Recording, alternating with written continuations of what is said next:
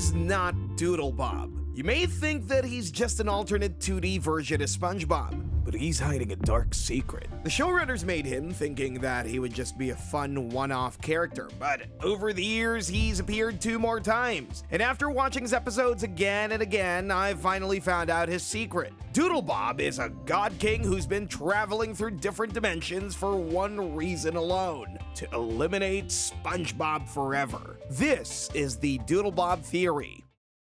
We first meet Doodle Bob in Season 2, 34B, Frankendoodle, where SpongeBob finds a magical pencil that brings drawings to life. Now, if any normal person got this pencil, they'll try to do something good with it. Maybe solve world hunger or find the cure for cancer, but SpongeBob doesn't go the normal route. Instead, he draws himself. And that's how Doodle Bob, the chaotic scribble, the ancient evil, the me-I whisperer of doom, was born. I'll draw me, and when Squidward answers the door, it won't be me! Aw, look at him. Ain't he a doll? All he needs is a tie. Quack! Quack! Quack! Quack! Quack! Quack! And right from the start, we could see that Doodle Bob is insanely powerful. He can draw things to life and even use the pencil to erase things out of existence. After he's brought to life, he quickly becomes violent and turns on SpongeBob, trying to erase him using the magic pencil. He bonks SpongeBob with the force of 10 angry Squidwards and screeches in a language that sounds like a fax machine dying. Eventually, SpongeBob manages to trap Doodle Bob on a page where Doodle Bob is finally at peace and is happy. At the end of the episode, SpongeBob even says that he doesn't hold anything against Doodle Bob and that he was just a 2D character trapped in our 3D world. So far, all of this seems like a normal SpongeBob episode, and honestly, I love this episode. So I rewatch it a lot, but on my 100th rewatch, or something along those lines, I realized that this episode was lying to us from the start. What if I told you that this wasn't just cartoon nonsense? What if Doodle Bob wasn't just a drawing, but a god king from the 2D realm? That the pencil SpongeBob finds is actually fake? And what if every time the animation style changes, or SpongeBob acts slightly weirder, or his eyeballs start vibrating like he's seen unspeakable horrors, it's because Doodle Bob is meddling with the timeline? Sounds wild, right? Well, hold on to your Krabby Patty because it gets even deeper than that. But we'll get into that later. First, we need to talk about the most basic fact of this theory. Doodle Bob is a god king who existed long before SpongeBob found the magical pencil, and that the version of Doodle Bob we see in the episode Frankendoodle is just a pale imitation of the real Doodle Bob. Okay, but to understand why I say this, we need to take another look at the episode Frankendoodle. A French artist drops a magical pencil into the ocean because the plot needed him to. At least that's what we're led to think. But the thing is, there's a secret hidden in the scene that completely changes how you view the episode. The thing is, this pencil isn't magic. That's right, the magical pencil that brought Doodle Bob to life isn't actually a magical pencil. And we know this for a fact because of 2 simple reasons. First, there are no 2D creatures on the boat the French artist is sailing on. And second, if the artist really had a pencil that could bring anything they want to life, then it would be locked up in a museum or stolen by the US military, probably to use in war. It wouldn't just be in the hands of some random French artist who's painting in the middle of the ocean. We have seen clear evidence in the past that SpongeBob characters could interact with humans. We've had the scene in the SpongeBob movie where SpongeBob and Patrick literally ride on David Hasselhoff's body.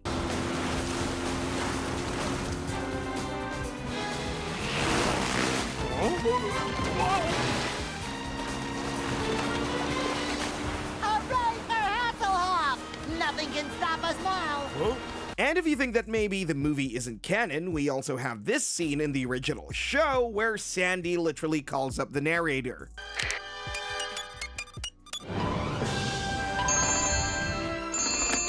Hello, French narrator speaking. Hey, Frenchie! It's me, Sandy! Ah, Sandy Cheeks. How is it hanging? So, if the French artiste was drawing creatures to life, we would see them as clear as day. So, from all of this, I think it's safe to conclude that the pencil is not magic. So, how can SpongeBob draw creatures to life? Well, that's where the God King part of the Doodle Bob theory comes in. In the episode, as soon as Doodle Bob has the pencil, things get weird. He starts erasing objects from existence. He erases doors, half of SpongeBob's pineapple house, and in one instance, even causes a hole in Patrick's body. From the moment Doodle Bob holds the pencil, he is essentially God.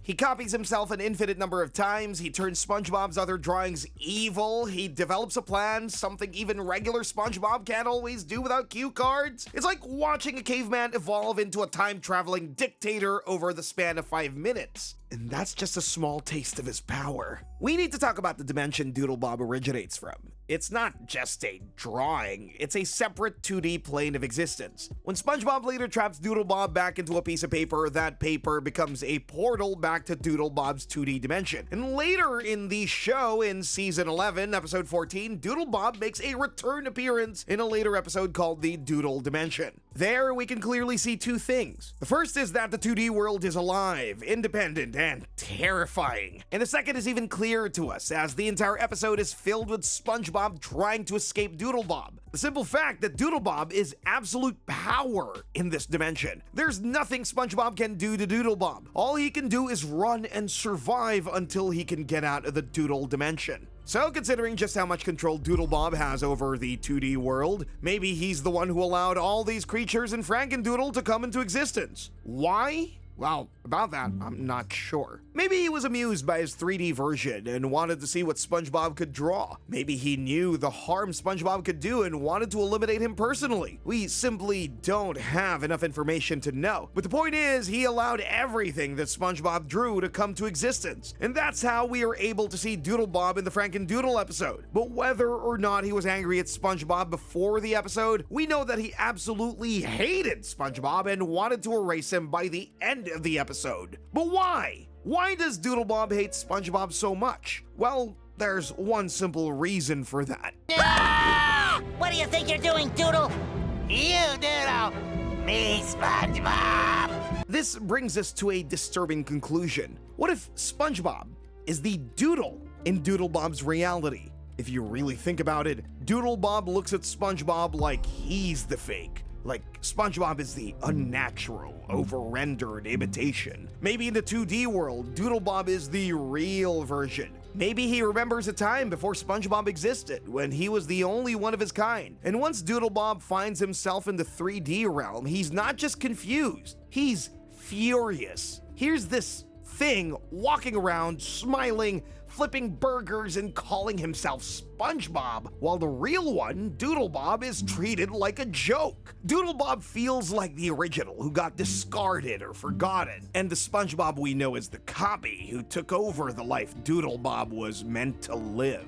He wants revenge, not just out of spite, but out of a desire to reclaim what he believes is rightfully his. The respect that SpongeBob is given. He is the king of an entire dimension, but what does Patrick do once he realizes that Doodle Bob has a mind of his own? He insults Doodle Bob's appearance, which he claims to love on SpongeBob, and so begins the battle. The war between the 2D world and the 3D world. But wait, if Doodle Bob escaped his realm once, who's to say he hasn't done it again? Who's to say he hasn't been traveling through timelines, looking for ways to permanently erase SpongeBob from existence? Every time the animation style changes, every time SpongeBob acts a little off, every time the timeline gets revised, maybe that's not a reboot. Maybe that's Doodle Bob making a move. Before we get that far, we must look at time. It's weird, even to us in the real world. I mean, I could swear I had more time to make this video and still upload on time, but it's already been 10 days and I'm still slaving away on this script. Ugh. Though, SpongeBob takes it to a whole nother level. 1 minute you're flipping Krabby Patties like it's your eternal punishment, and the next you're a baby sponge at summer camp with Plankton as your chef. We'll start off simple. I command you to boil me a pot of water. Oh, easy peasy. Yup. Voila!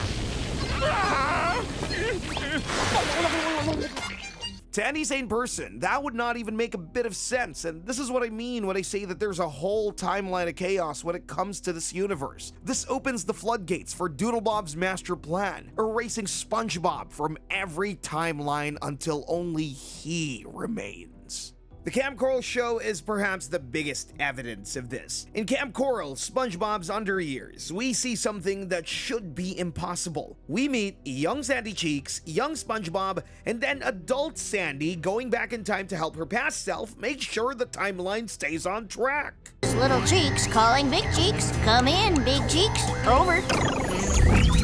Affirmative, Little Cheeks. This is Big Cheeks receiving you from the future. How are things going in the past? First of all, this proves that alternate timelines do exist and characters have gone back and forth between them. Second of all, that's a multiverse branching event straight out of Avengers Endgame, but with more squirrel suits and zero regard for who gets hurt. If adult Sandy is coaching young Sandy to ensure SpongeBob becomes SpongeBob, then time is fluid. It becomes changeable, breakable, and manipulable. That's a huge problem, because if Sandy can do it, so can Doodlebob. Doodlebob, once trapped in the 2D dimension, clearly understands things the main cast doesn't. The moment he gets his pencil back, he starts not just drawing, but rewriting. And if he figures out how to jump timelines as Sandy did, then SpongeBob isn't just fighting for his own life. He's fighting for his existence across every version of reality. To understand this better, we need to shift gears and talk about animation. There's a moment every SpongeBob fan has had that weird feeling when SpongeBob just doesn't look right. His eyes are a little bigger, his laugh sounds different, his proportions are off. That's not just animation evolution. That's not a production upgrade. I believe that it's a completely different timeline. Let's lay out some known SpongeBob universes. First up, the classic SpongeBob. It was SpongeBob's original era, going from 1999 to 2004. SpongeBob is naive but functional. Squidward still has hope, so that means Doodlebob is contained and this reality is stable. But the downfall can easily be noted after the 2004 movie. Post-movie, SpongeBob, or who he was from 2005 to 2012, was different. SpongeBob becomes squeakier, he's more chaotic, and bends reality more frequently. Doodlebob could catch on quickly and leak through any one of the million mistakes that SpongeBob made while handling delicate things. And that brings us to the third major evolution: modern SpongeBob. Everyone can see that the seasons have faster cuts, almost like they're dodging something that would be revealed if they linger too long. The fourth wall has likely been broken at this point. Characters seem to teleport and change shape at will. Check out that cool glowing rock in the sky.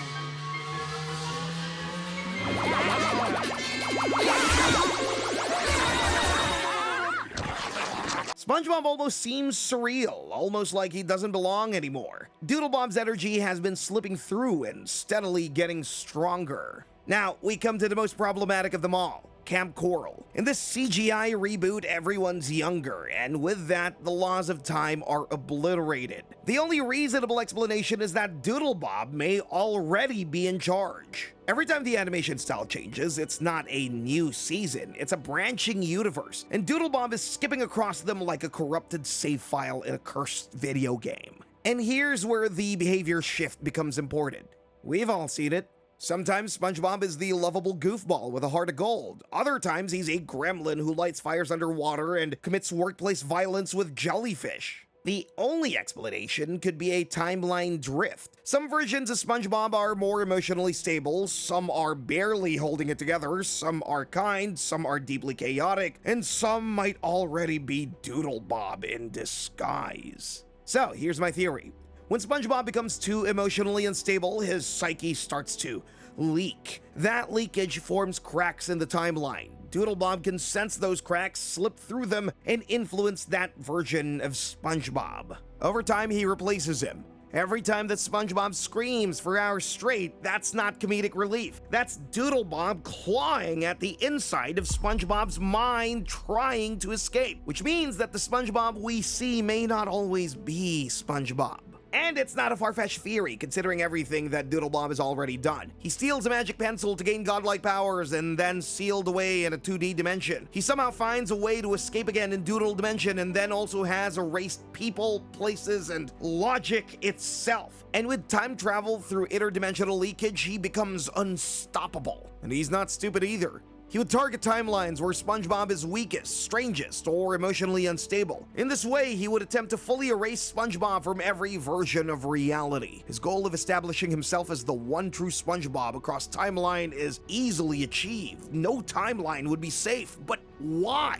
Why would anyone do this? Sure, SpongeBob and Doodle Bob had a big fight, but going to different dimensions just to kill your own 3D self seems a bit much, even for Doodle Bob. Unless Doodle Bob and SpongeBob are connected more than the show lets on. Okay, so far we've proven that 1, Doodle Bob has god-tier eraser powers, 2, he's hopping timelines like a crazed conqueror, and 3rd, SpongeBob's universe has no stable rules and may be held together by duct tape and pure optimism. But now it's time to ask the real question. What if Doodle Bob isn't trying to destroy SpongeBob? What if he actually is SpongeBob? Not a clone, not a cousin, not a poorly animated evil twin. What if Doodle Bob is the repressed parts of SpongeBob's soul, and this part has finally picked up a pencil and said, "It's my time now"? Because, let's be honest, SpongeBob's too cheerful. He's a grown sponge at a dead-end fast food job, with no family nearby, no upward mobility, and a pet snail that might be smarter than him. And every day he wakes up screaming, "I'm ready!" Ready for what exactly? He'd likely receive crushing debt and not the sunshine and rainbows he seems to preach. There's a theory in psychology from an experienced author called Carl Jung about the shadow self. It's the unconscious part of your personality that holds your darker impulses. Whether that's anger, fear, sadness, or spite,